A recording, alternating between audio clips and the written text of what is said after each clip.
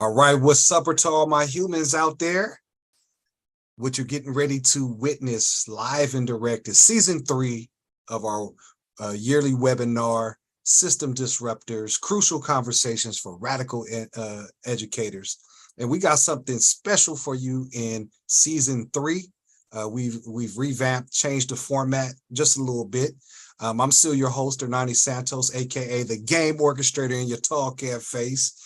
But this season, what we're going to do is we're going to have a panel, a standing panel, you know, my compadres, and we're going to just bring you the raw, uncut game, which we know as education. So with me for this season, I have the wonderful Dr. Kiana O'Leary and my guy, Dr. Ijoma Ananuju, who I call Dr. IJ. What's up, y'all?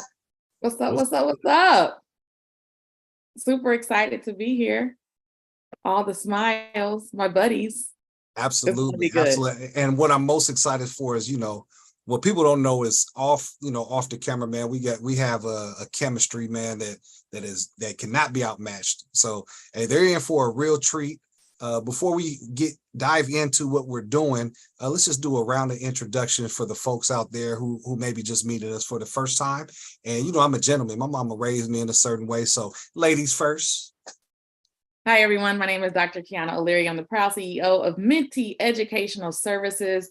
Been in the game of education for over 20 years. Can you believe that? Starting off in the classroom and then matriculating into principalship, and now serving here as a lead consulting to the best educational firm on the planet. And I got my two guys here with me, so I'm excited to be here. Woo! Yeah, I'm trying to figure out how it's been 20 years and you're only 28 though. Hey, I'll take it, boo. I'll take it. All right, we got my guy up next, Dr. IJ. What's happening, brother? Man, you know, when you said my mama raised me right, I thought you was going to say you was going to take off your sunglasses. Hey, you see, I got my hat on. But, you know, since you're talking to grown folk, but, you know, I guess, you know, we'll talk about that later. This is Dr. IJ. It's a pleasure to be here with you all today. Assistant professor, Northern Arizona, Touro University, and just out here, as the song say, living my best life. Absolutely, man. And of course, I'm Hernani Santos again, assistant CEO at Elite Public. Say that again. Say that again. Assistant CEO. Say it for the people in the back. Assistant CEO at Elite Public Schools in Vallejo, California. Also a consultant with Minty, man. So I'm just excited to be here. This is gonna be entertaining to say the least. What y'all didn't see before we got on, just nothing but I mean, hey, we don't miss a beat, man. We may not see each other. Doc, you way up there in Sac. I'm out here in the Yay area. And then Dr. Key, you out there in Houston, H-Town. H-Town, where it goes down. But we get online, it's like we've been together every day, right? So I'm excited. So for this format, we're just gonna shoot through some topics, rapid fire. You know, just a format that, you know, we feel like it's gonna be entertaining, but also informational, right? So Doc, you and I we vibe like that, right? So absolutely. I mean, great segue into the first topic, right? We in for the grown folks, but my hat is on. You feel me? And I got my 5-minute timer for each segment. Tell me when to go. Hey, because she gonna keep us on point, because you leave it up to me and IJ, man. We're gonna be talking for an hour on one thing. All right, topic number 1. Y'all ready? Ready. All right. Could Deion Sanders' transformation of Colorado University impact university life for all? Because he doing his thing and his thing out there in Colorado. You know what I mean? So, I mean, what y'all think about that? So I'll start off with the end commercial, or the promo commercial in between, you know, commercial breaks of the game between Colorado State. And it was like, you know, we have prime education, we have prime medical resources, we have prime, and then it ended with a picture of prime time. So I was like, they're even changing their commercials to like attract folks to come. So he's definitely making his mark and an impact, not just in the sports arena, but also in admissions. So yes, I think it could definitely be a difference in how we view and how we see college moving forward. Mm-hmm. You know, I disagree. what he's doing there in Boulder, as much as we want to look at it through an academic lens, it's really about sports, and it's really about professionalism at some of the highest levels. I don't believe he is going about it like other coaches are going about it, but I mean, at the end of the day, when your son is on the 50-yard line, flashing his rollie, telling folks to get off the emblem, that's a different type of college academics than what I'm used to. But what I will say is, colleges since the pandemic are increasingly looking at digital options for their students to be able to attend school.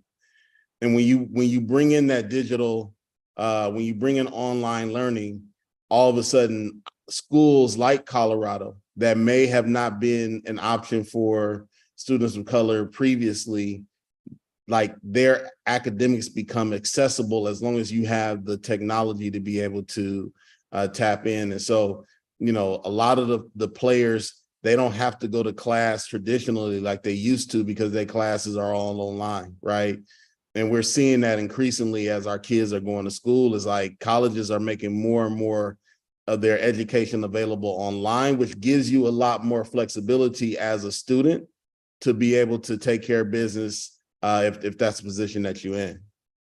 I'll say for me, I think it will, will it impact university life, overall? But I will say this: what he's doing at Colorado, kind of going back to, our center for us is, the urban education, the urban areas, right? And for me, with Deion, especially when we think about the hat and the glasses, it's really allowing people to, I feel like it's going to trend towards allowing people to be who they are, genuinely, unapologetically, and be able to navigate spaces that maybe they couldn't navigate and be their true selves, right? They had, in certain spaces you enter, like it's the imposter syndrome, right? You got to go and be somebody different. And then when you leave, you could be your true self.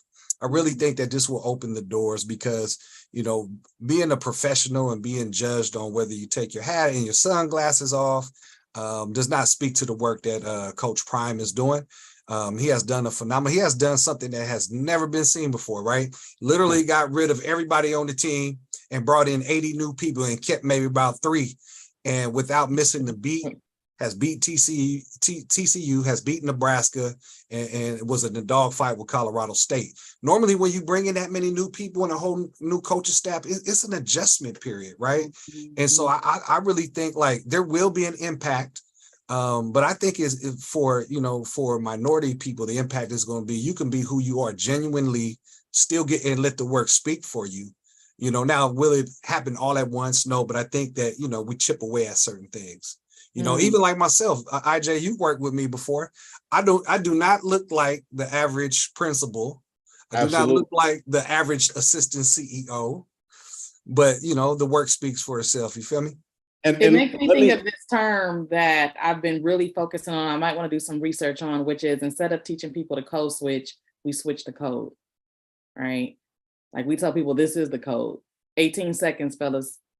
Yeah, I will just say, you're absolutely right, Santos, in regards to being able to be your authentic self and not having to switch up. Like that part can't be overstated because he's doing it his way. Exactly. And what people have to understand is, just because it doesn't look like what you think it should look like doesn't mean I'm not putting in just as much work, if not more. That's where Deion gets it.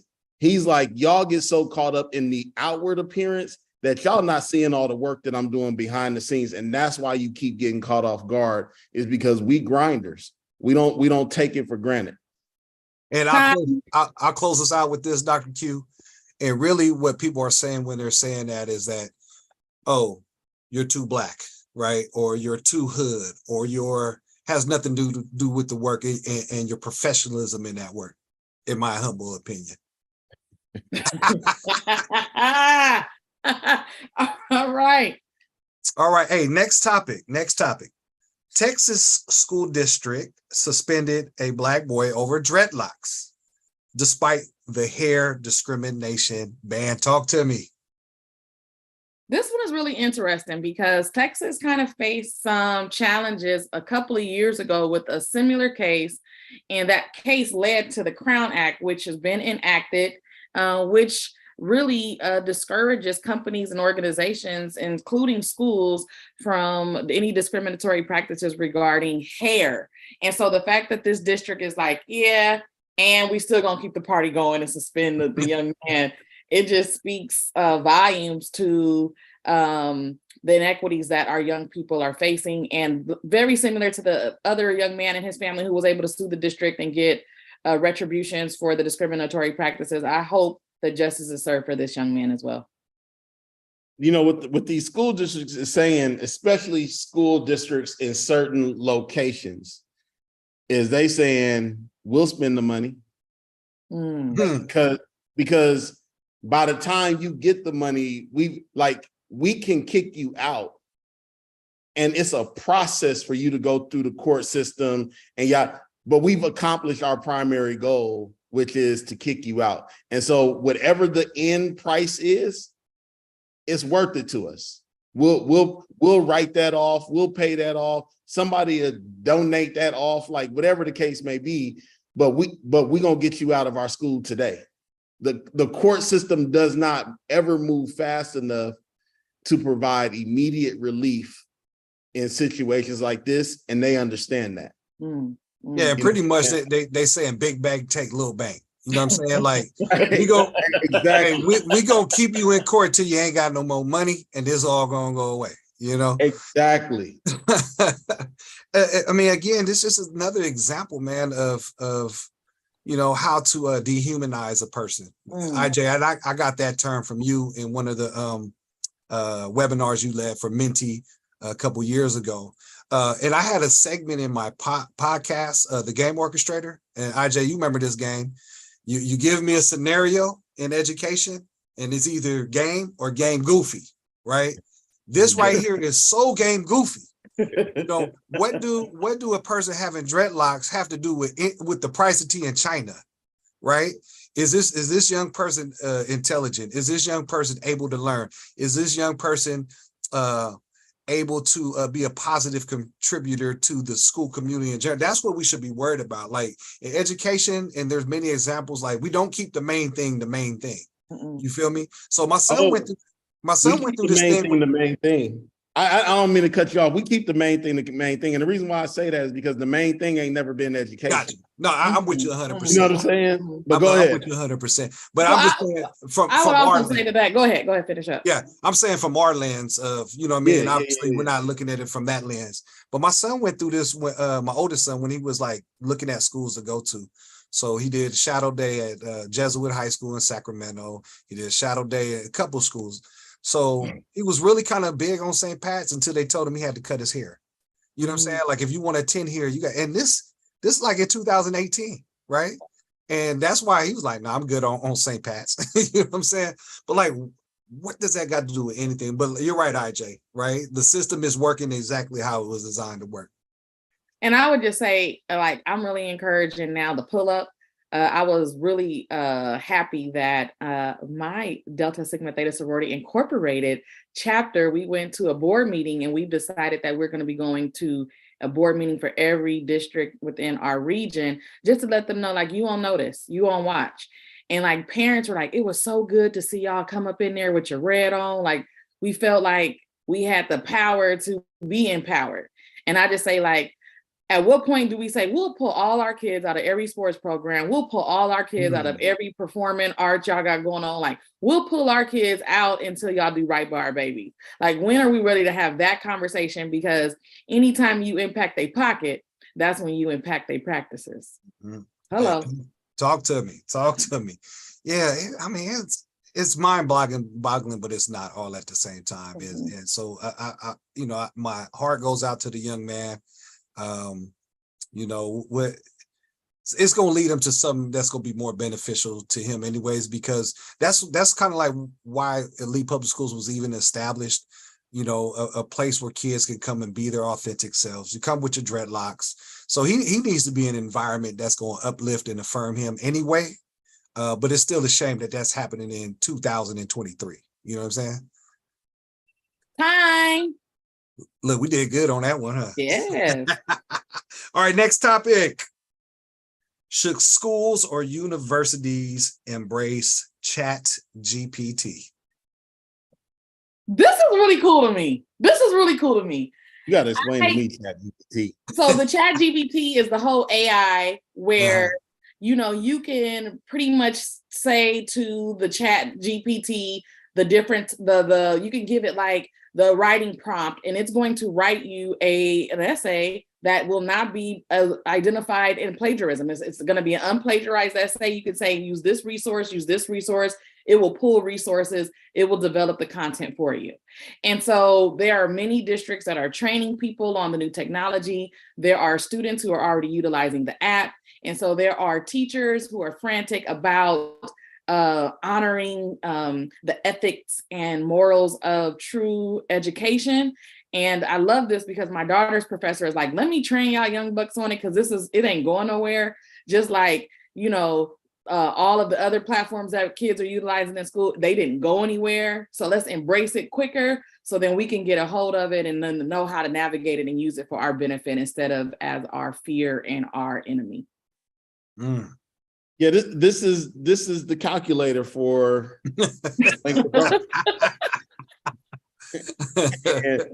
and we will look up one day and we will have a generation of kids that can't string a sentence together or put a paragraph together, but they will be able to do other things that we're currently not capable of doing, because the technology is going to take care of this for us, right? Just in the same way that we are able to do things with the calculator and computer computation that we weren't able to do when it had to be, you know, longhand with a pencil and an eraser, right? And so it you know, I worry about these things, but I think I'm in a place now where I'm like, okay, what is the leap that we're getting ready to take as a society now that this is being taken off our plate, right? Like, I can't even spell no more because of spell check. Like, whoever invented spell check, Curse them. Like, do any of us memorize phone numbers anymore? Like, if you needed to call and make that one phone call, who would you call making your one phone call? Oh, I'd be dead. If I'm in jail, I can't even use my one phone call because I don't know not one phone number. Sometimes I forget mine. No, but that's what I'm saying. Like, it's change. People get scared of change because, especially the older you get, when you see something like this happens, that means that, like, you really, really, really close to death. Right. Really close to death. That's a stretch. Listen, it was somebody that was using the slide rule, and then the calculator was developed, and they knew it was a wrap. People who still had the horse and buggy got nervous when they saw those automobiles. They was like, "Oh my goodness!" Exactly. They was like, "Pops, you need to get that automobile." He was like, "Nope, me and Bucky go." Right. That's it. So that's all it is. But when you got rid of the horse and carriage, now look at us. We got electric cars. So this AI is going to lead to something that we haven't even imagined yet. Now that, like, folks don't have to worry about that, right? The challenge is that, like, it is going to impact something. I don't know exactly what that is, but it's going to impact, like, because if you think about it, now our kids don't even have to read. Mm-hmm. So the AI will allow you to record the entire book, shameless plug, and you can pick the name, or you can pick the artist. You can have, like, Snoop Dogg reading the book back to you in his voice. You can pick whoever you want. It's kind of cool. I think we should embrace it, educators, because if we don't, we just gonna be frustrated because they're gonna be turning in these reports to you and they didn't write them. Yeah, and let me just add this, right? Just looking at it big picture. There are going to be certain facets of the country that's going to embrace it 100%, right? And so it's interesting we're having this conversation because my tech guy, shout out to my boy brother Mel, because he's in that tech world, right? He came to me a couple of weeks ago, and he's done this several times, about how worried he is about the opportunity gap and how AI can increase that gap. You know, we were working all these strides to close the gap, but here could be another thing that widens the gap for our students who may not have the opportunity to embrace AI, to be able to function in that world. So yeah, I think we will lose a lot of things, just like we lost the ability to memorize phone numbers, right? We lost the ability to spell. There will be some things that will be lost. However, if we don't get on the bus and we don't get our kids, you know, in that arena, I mean, that could be detrimental, because this is where the future is going, right? And then you just think about the disparity. Like, how do our babies have access to this, to know about it, to be able to use? So now they're showing up still, you know, typing along or plugging away at a paper, and then a student who has some affluence or whatever is just AI and they done. You know what I mean? And so, you know, we got to think about it from that aspect too, because we don't want our babies to be left behind by not embracing it. Time. All right, Jay, you want to finish something real quick? Yeah, I was just gonna say, like, but seriously, we cannot underestimate how this is going to impact our students' ability to like read and write, right? Yeah. Like when you have AI writing the papers for you, and then you have AI reading the book for you, now all of a sudden you can actually move through life as an illiterate person who does not know how to read or write, because technology is doing all of that for you. And like Santos was saying, that's where I think the gap becomes widened, right? Because at the end of the day, literacy is something that we cannot afford to sacrifice. And so if we end up sacrificing literacy because the technology is doing it for us, that gap is going to explode. It's going to become so wide. All right, on to the next topic. Conversations of segregating schools are back on the table. What y'all feeling about that? Let's go. I'm ready. So I will say this. I saw the State of Black in Los Angeles, which was held at USC. Dr. Pedro Noguera, he led the charge in having a conversation about the state of Black children, Black America in Los Angeles. And one thing he said when asked this question, he said that let's go to the research. He said there are Black children who are thriving in integrated schools. But where Black children are thriving the most was King Drew Medical School, which was all Black teachers, all Black kids, and they're thriving the most out of every school in their study. So he said there's something to be said about it. He didn't want to say his opinion on it, but I'm dying to hear your opinion on the matter, fellas. I say, let's do what the research says, and I'm gonna leave it at that. Let's do the research. I mean, Santos work at a segregated school. so I mean, what yeah, 65% African American, roughly 30% brown, Hispanic, and then the last 10% or less is a mixture of a few things. You're right.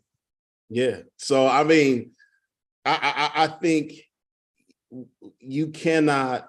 One of Santos's teachers is my student.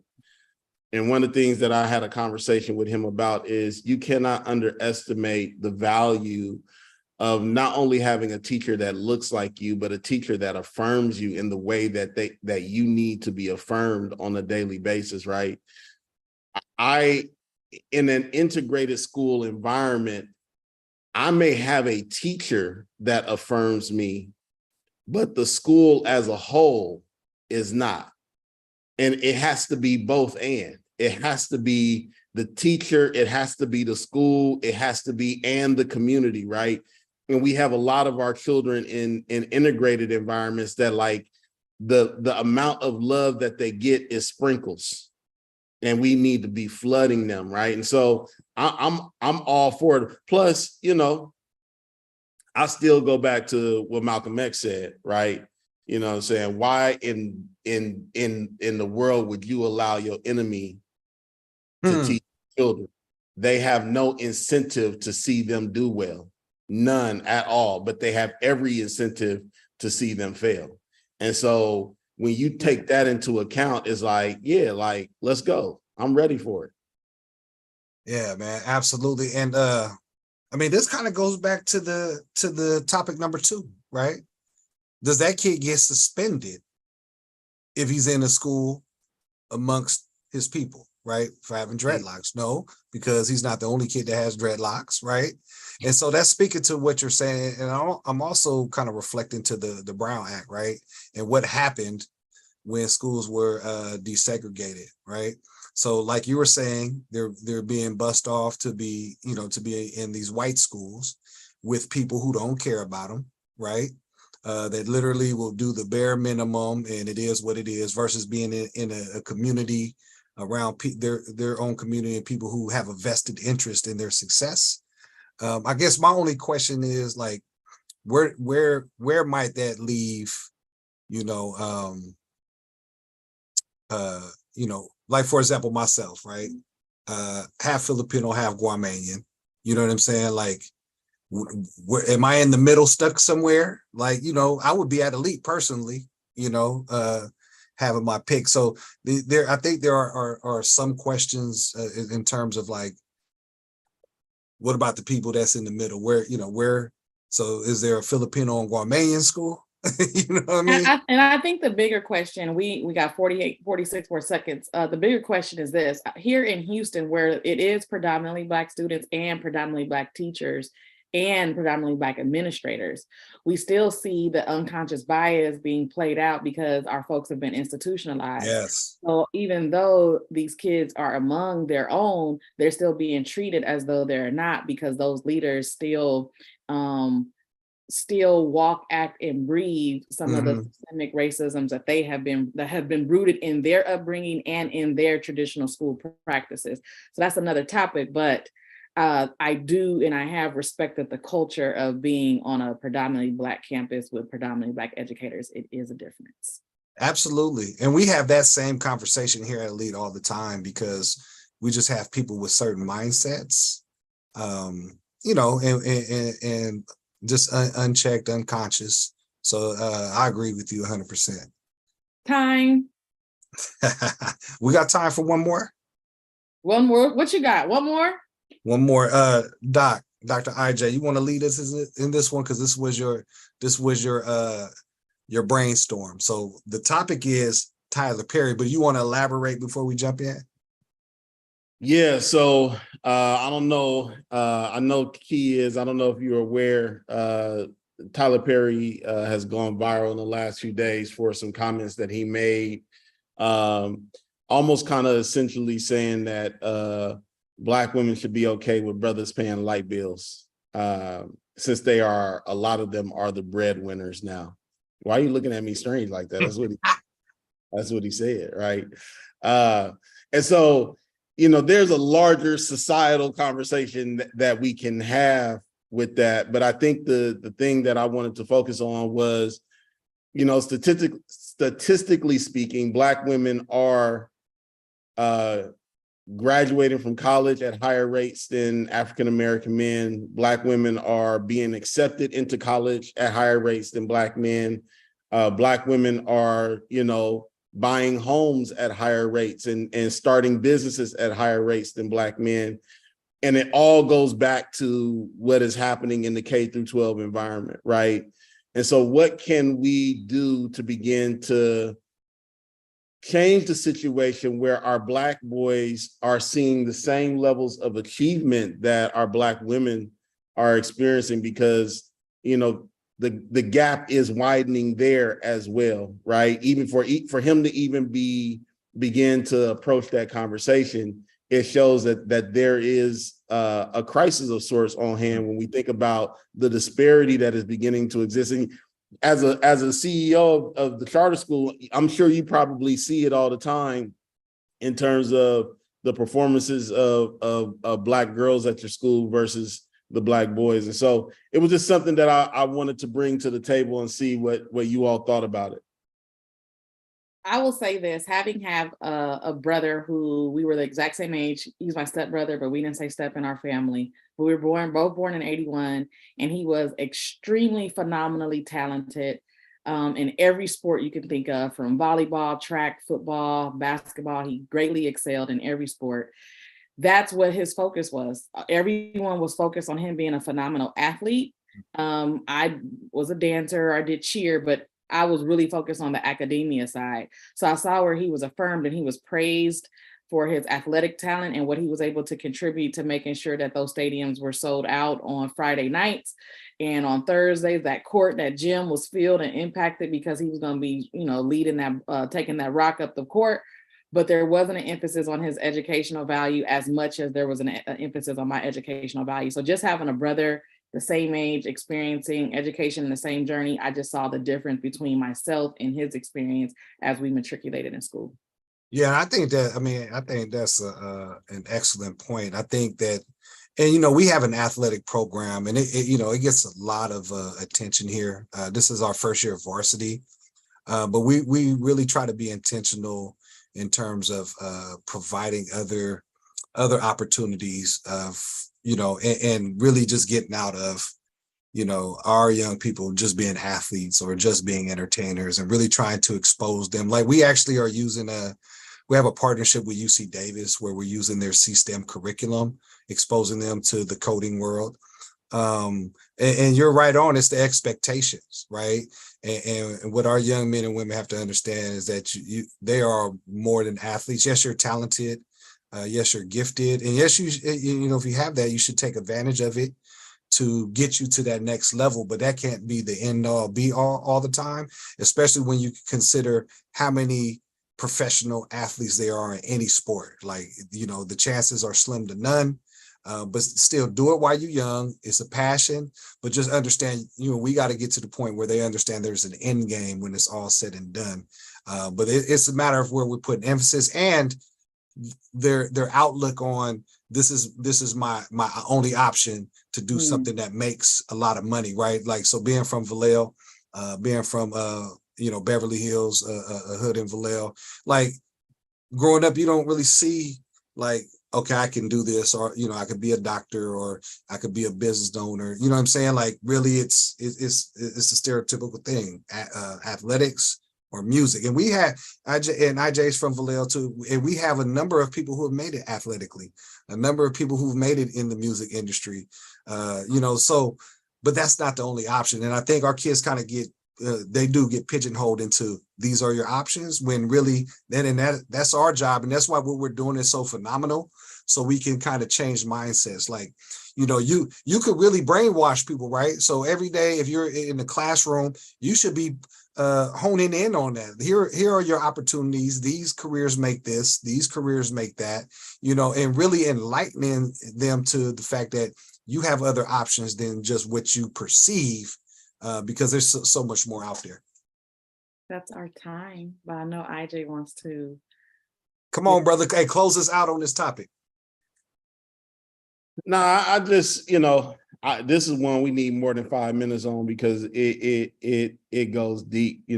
I have a burning sensation I want to address what the man said himself, but I do think that at some point, we need to begin to re-emphasize academic achievement for our Black boys, because, I am one who really believes that, like, if you want to see the Black community and communities of color fail, then attack their boys. Make sure that their boys are not succeeding in school, and you will have an automatic, because you got to understand, it may not be right, it may not be fair, but this country is still a patriarchal society. And as long as it remains as such, it is extremely important that you have balance, that you have strong men and strong women in your community. But if your men are underachieving in school, if your boys are underachieving in school, then they're going to underachieve as men. And when they underachieve as men, then that means they're underachieving as fathers, and they're underachieving as husbands, and they're underachieving as mentors. And so at some point, we got to figure this thing out so that we can actually say that our men and our women are challenging each other to be better, pushing each other forward, as opposed to one is taking the load and the other one is falling behind. So those are just kind of my thoughts in general on this.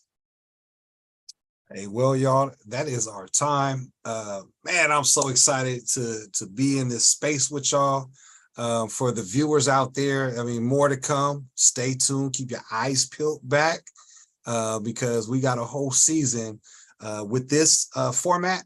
But moving into the next webinar, we're going to have guests on, and we'll be a group together diving into some deep topics. It's really having fun while we're doing it at the same time.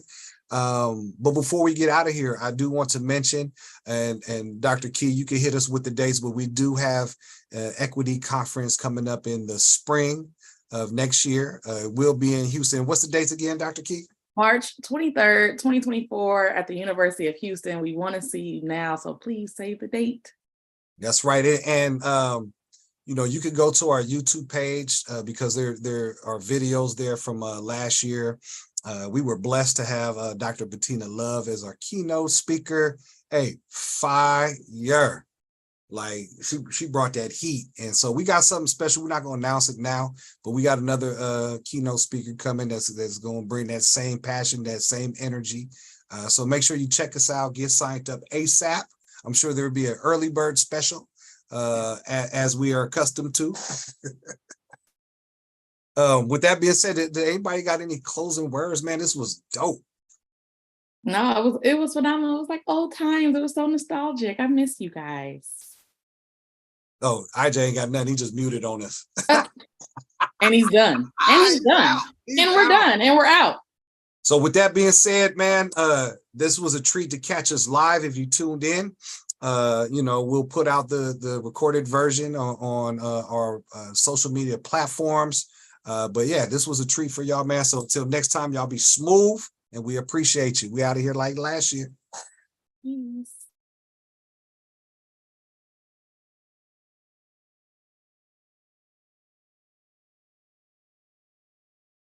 You still live though.